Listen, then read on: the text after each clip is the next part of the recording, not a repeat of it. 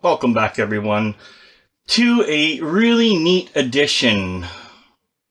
And this is because we're going to look at the Eibos, I don't know if I say it right, the Eibos Series X Easdry. Now, what this is a manufacturer that manufactured the actual units, not a person, I guess, buying from another developer. This is the real deal, and they reached out and asked if I was interested. And it's not a paid or sponsored video in any way. This is up to me to say what I want to say, make it clear. And but they did send the product for free.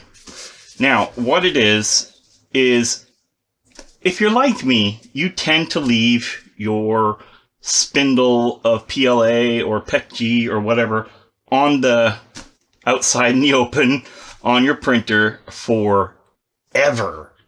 And I am no stranger to that. I'm really bad for it.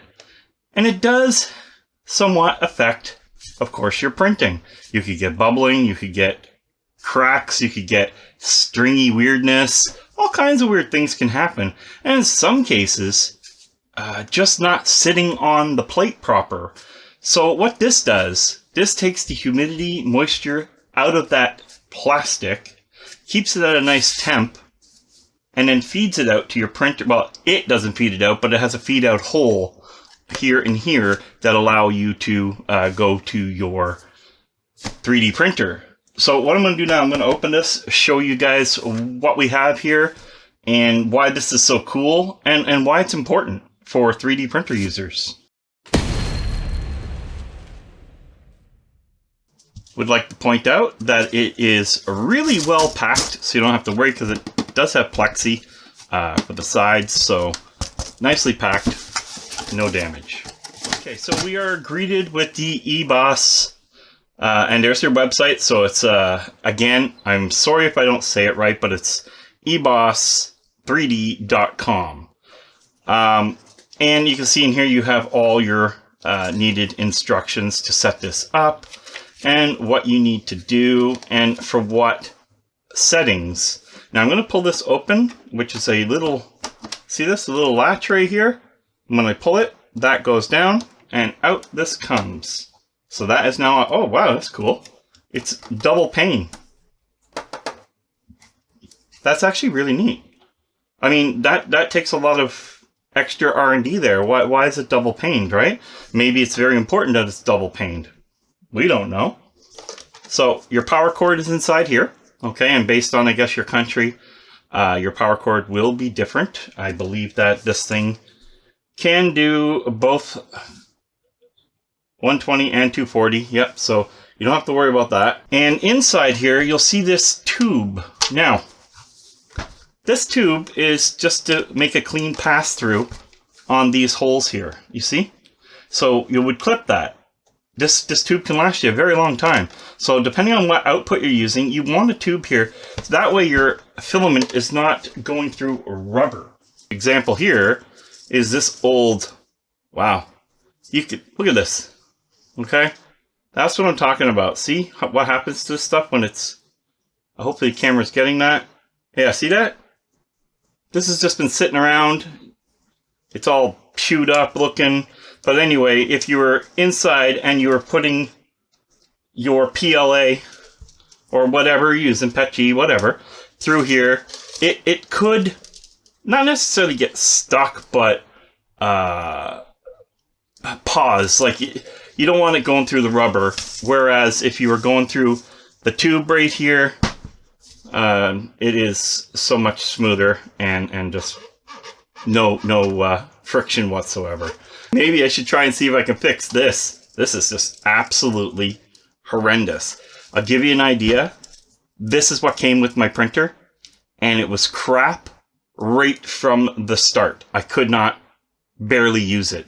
So you know what? Maybe we'll try printing with it without this.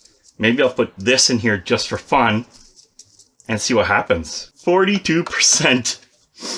Wow, so that's cool. It tells you your humidity level. So once this is in and closed, we'll know the humidity of pretty much this, and we'll see how much it drops after. Again, I'm going to try and see if I can print something small but something with some, flat detail, and see what it looks like this. And then we'll put it in here, let the humidity take care of it, dry it out, heat and warm it up, print again, and see what we get. So, here's what's really nice about this. So, Eibos is nothing. Just a logo. Then you go here, you're at PLA. TPU. Now, what this is important about, this is how this changes, okay? Of what it's going to do. And there's ABS. Alright? And then PETG. Now, PETG, for me, has been an absolute pain in the butt. So maybe PETG coming out of this will change things for me. And I'm not sure what PC and PA are. That's not a format I've used. But I do know the rest of it. And ABS is kind of cool having that feature on here. Okay guys, I'm showing you that it's recording off just the spool. And it is recording somewhere underneath there. I got a good idea how we're going to look at this when it's done for both prints.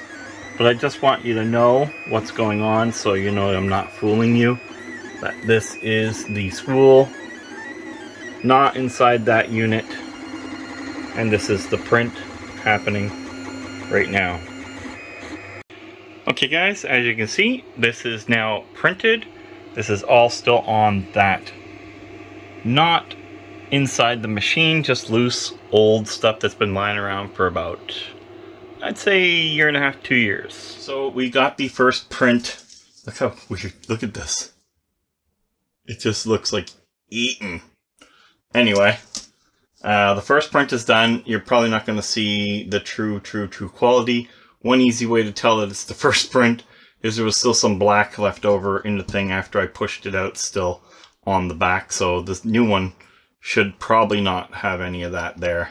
But anyway, I noticed things on here that I want to see if they go away. And I know the camera's not going to see that right now, but I will have a toy coming out to show you, hopefully, differences between the... Oh, look, it got lost.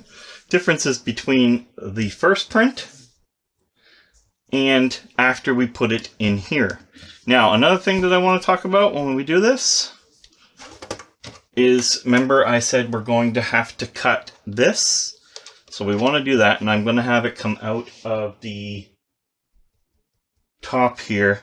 And then I'm going to probably go up around my spool. I'm trying to figure out a decent way to get that to happen. So I'm going to get something to cut this now. Like I say, you don't need very much of it. You just need enough to say.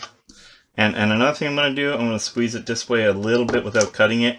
Because when you cut them, you do tend to put a crease in there. And when you put a crease in there, that can be a bottleneck. So here's what we're going to do. This is going on here. I guess I'm just going to clip off this crap because, well, I don't want it really coming out of here, but I do want some of the crap coming out. So I'm going to just let it sit like that for now, and we're going to put the cover back on. And if I'm correct, this is still giving us, so it should be, we're going to put this on PLA because that's what we're doing.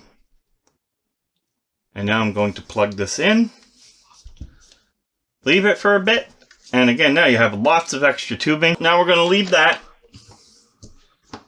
for a nice while, and I'll get back to filming, and then we'll see what the humidity is. It's 39% right now. Let's see how down that goes, and see what happens when we do a print. Okay, so I'm going to show you guys that we went from 39% humidity to 12%. So one thing you need to know, look in your manual, because PLA should sit for 4 hours. Everything else is pretty much 2 hours, but not PLA. Okay, so 4 hours before it just dropped to 10, actually. Wow. Oh, went back to 12. So it's bouncing around that area. But anyway, that's still pretty amazing. So now I'm going to hook this up to the printer, run it out through here, and do the exact same print we did. And I have this guy here to show all the flaws and see what the difference is between the two. Okay guys, so as you can see here, I'm printing again, and if you watch the line, it's going into here. one thing to make sure you don't do, and that is block this. Okay, I got a bit of a mess here, so I had to lay it like that. So as long as the fan is not blocked, you're okay. And it's feeding in and doing its thing. So we'll see what it turns out like, and we'll go from there. Okay guys, so the only way we're really going to see the differences between these two pieces, from the naked eye I see a couple things, but it's not clear enough, and I'm going to use my video magnifier, microscope, whatever you wish to call these things. I picked one up, I got two, one without a screen and this one, and I can't figure out how to record on here, so it's going out to my PC as a webcam in the end. I usually like seeing it all here, but that is what it is. We're going to start with this guy here. Now this is the first piece. This is the piece that has the bit of black from the printer from before, what was left in the thing. Anyway, what we're going to notice here, actually I can see perfectly right now, is stringing happening right here in the eye. But what was really unique and what really bothered me, one was a little weird warp in the mouth, which doesn't look so bad when you see it under the microscope, but as a visual thing, you see it. Now, here's what was weird. Take a look at this. Okay, so these end pieces, and it just keeps on going. They're everywhere. Look at this. So the old plastic, looks like there's some bleeding here right there on the top part here. See the little string? So that tells me that overall it's not a horrible print by any means if you're just giving it away or whatever, but at the same time, this is pretty crazy seeing these little knick-knack thingies on the bottom here. So now we're going to go from this piece and we're going to go to this piece. Now this is the new piece. Okay, so right off the bat, yes, we do have a little flaw right here. Okay? But that's almost where it ends. The mouth has no warping. The edges are clean. Okay guys, where do I rank this? What do I think of the unit overall? Overall, I think this unit is actually a plus. I mean, keep in mind that on those little smiley faces, shall we say, smileys, there was little differences that actually made a difference on something so small. Can you imagine if we were printing something big? Now, I didn't want to take a week to try and do the review on this. I wanted to print the smileys. One, they're quick. Two, I didn't know if I'd actually see a difference between them. And to see it actually shocked me because it's so small that I did not believe it was possible. So anyway, I'm going to take out this white crap and put in my black roll that has been sitting on my printer for, we could say, months. I gotta say, overall, I was gonna leave the smileys in there. There we go.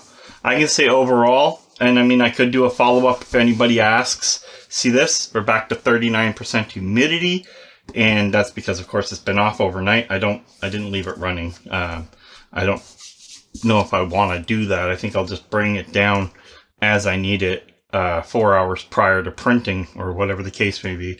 And, of course, you got all your selections. You can come out here, or you can come out here.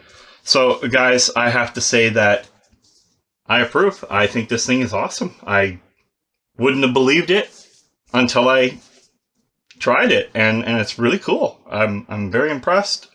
It is something we people at 3D printing need to look forward to seeing down the road, because I don't know how to store my rolls. Technically, they should be stored in a controlled environment, and that is exactly what this is.